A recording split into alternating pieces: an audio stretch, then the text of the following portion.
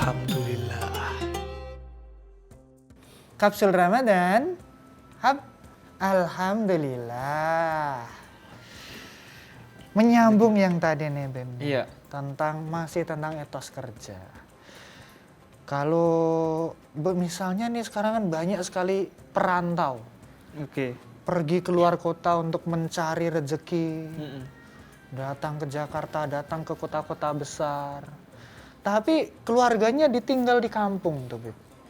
Padahal kan sebagai misalnya nih, mohon maaf, sebagai kepala keluarga juga harus mengayomi itu tidak dari segi materi saja kan ya, Beb ya, tapi juga segi kasih sayang. Nah, padahal kalau jauh nih bagaimana nih, Beb, menyikapinya? Jadi harta yang paling berharga adalah keluarga.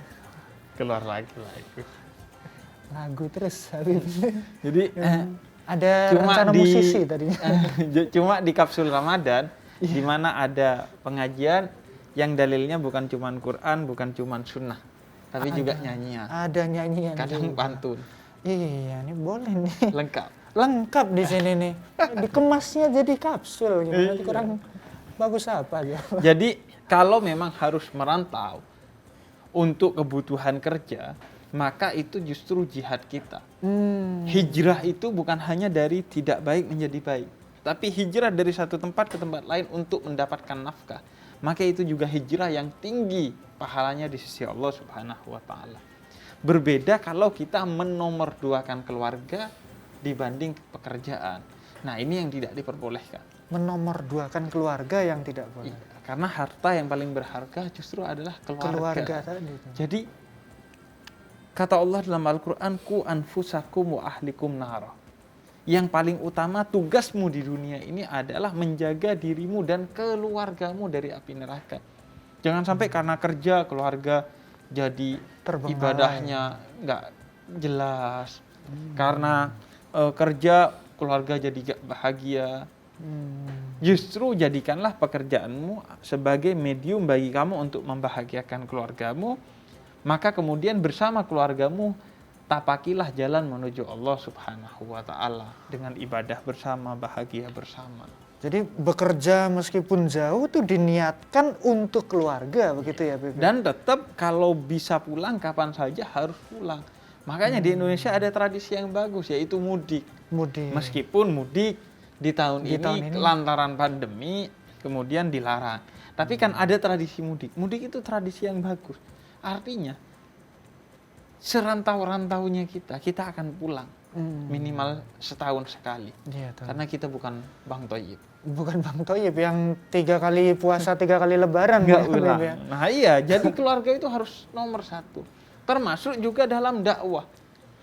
Jadi misalnya jangan sibuk dakwah di luar, ngurusin amal dan akhlaknya orang, tapi keluarga gak kita dakwai. Karena utamanya jaga diri dan keluarga dari api neraka. Betul Habib, kenapa selalu pulang ke rumah ya? Ya karena memang rumahnya cuma di sana. Iya juga sih, karena dekat juga ya. Iya. Enggak, jadi artinya harus terus. Minimal apalagi di era digital seperti sekarang, kehadiran itu kan bisa dalam bermacam cara. Oh ya. Bisa video call, bisa telepon, bisa WhatsApp, bisa banyak hal. Maka ini pesan yang penting untuk kita garis bawahi. Jangan pernah melewati hari kita tanpa kita menghubungi orang tua kita, istri kita atau anak kita ketika kita jauh. Ketika mereka masih ada. Karena ketika mereka sudah gak ada, kamu akan merindukan. Baru begitu gak ada, baru merindukan. Kamu akan merindukan ya, ketika telepon masuk ibu, ayah, istri, anak. Kamu akan merindukan itu. Maka jangan sia-siakan. Sesibuk-sibuknya kamu, sehari minimal teleponlah sekali. Ibumu, bapakmu. Sekedar memberi kabar ya, Beb. Sekedar memberi kabar. Kadang tuh anak muda kadang suka ditelepon orang tuanya lagi nongkrong tuh kayak nanti dulu deh gitu tuh. Minimal kamu kirim pesan love aja. Karena itu sangat berarti. Bisa jadi itu jauh lebih berarti ketimbang uang yang kamu kirimkan tiap bulan dan lain sebagainya. Dan ketahuilah bahwa yang bikin kamu sukses di antara yang utama adalah karena mereka. Doa keluarga ya. Doa keluarga. Jangan egois, jangan merasa bahwa karena kamu punya skill, karena kamu hebat. Enggak. Berapa banyak orang yang hebat, lebih hebat dari kamu, dia gak sukses. Jadi keluarga itu harus jadi yang utama. Jadi yang utama. Oh bunda, Kok jadi? Tapi jujur saya jadi keinget keluarga saya di rumah yang saya tinggal karena kerjaan saya keluar kota terus nih, Beb. Alhamdulillah juga gitu sebenarnya. Tapi ya juga. Tapi jangan juga dijadikan pilihan. Ya. Seolah-olah kalau keluarga nggak boleh kerja, kalau kerja nggak boleh keluarga. Enggak. Harus balance ya, Beb. Iya, jangan diadu dua hal yang sama-sama baik itu jangan dipertentangkan. Udah gimana caranya supaya semuanya terpenuhi ya, Beb. Nah, ini lagi nih, Beb nih. Bekerja baik, bekerja juga bernilai ibadah. Ibadah sendiri juga sesuatu yang utama begitu, Beb. Gimana kalau meninggalkan kerjaan untuk ibadah ini nggak apa-apa atau? Nah ya, ada seorang anak muda dilihat sama Sayyidina Umar tiap hari di masjid. Didatangi sama Sayyidina Umar, kamu saya lihat setiap hari di masjid. Terus kamu makan dari mana? Keluargamu kamu kasih makan dari mana? Kata dia, oh tenang Sayyidina Umar. Ada saudara saya yang sudah ngurusi keluarga dan ngasih makan saya setiap hari. Kemudian kata Sayyidina Umar, saudaramu jauh lebih mulia dari kamu. Oh. Jadi jangan karena ibadah meninggalkan pekerjaan. Begitu juga sebaliknya, jangan karena pekerjaan meninggalkan ibadah. Ada meeting. Ada kisah seorang ulama lagi meeting. Maksudnya lagi ngurusin kerjaan. Kemudian ketika datang waktu sholat, dia izin untuk pergi sholat. Pergi dulu sholat. Kata si rekannya, tungguin dulu, kita selesaikan dulu. Ini meeting penting. Proyek besar, penting. Kata dia, yang bikin ini penting, yang mendatangkan kamu, yang mendatangkan proyek ini adalah Allah yang akan saya temui sekarang saat sholat.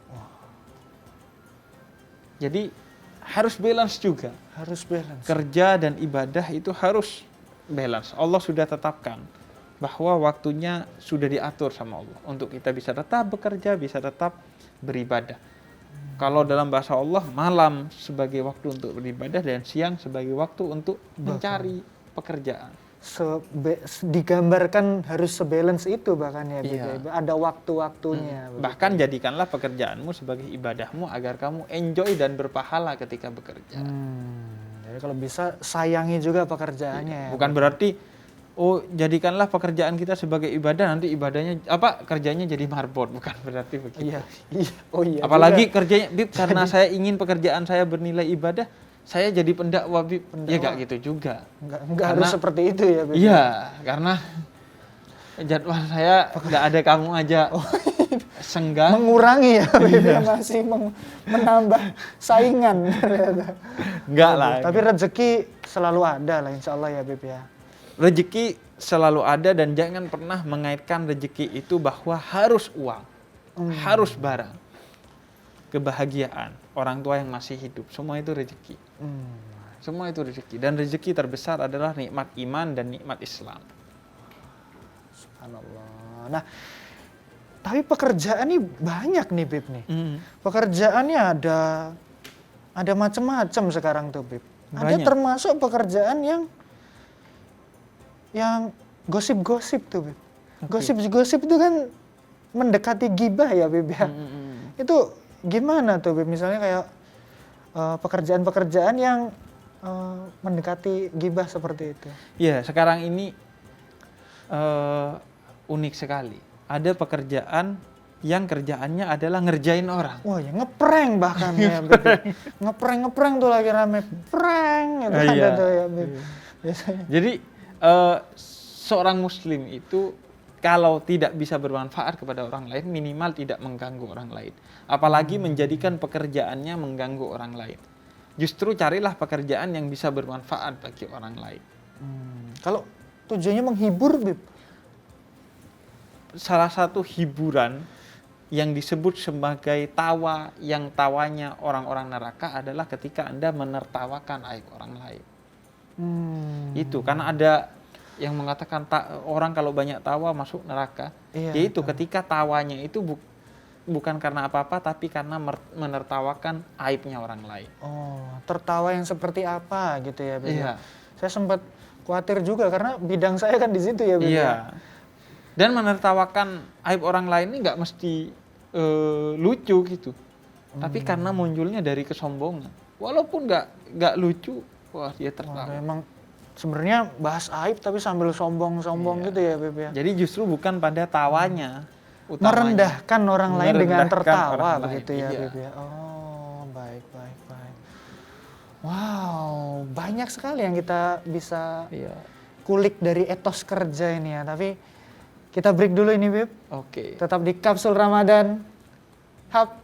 Alhamdulillah. Alhamdulillah.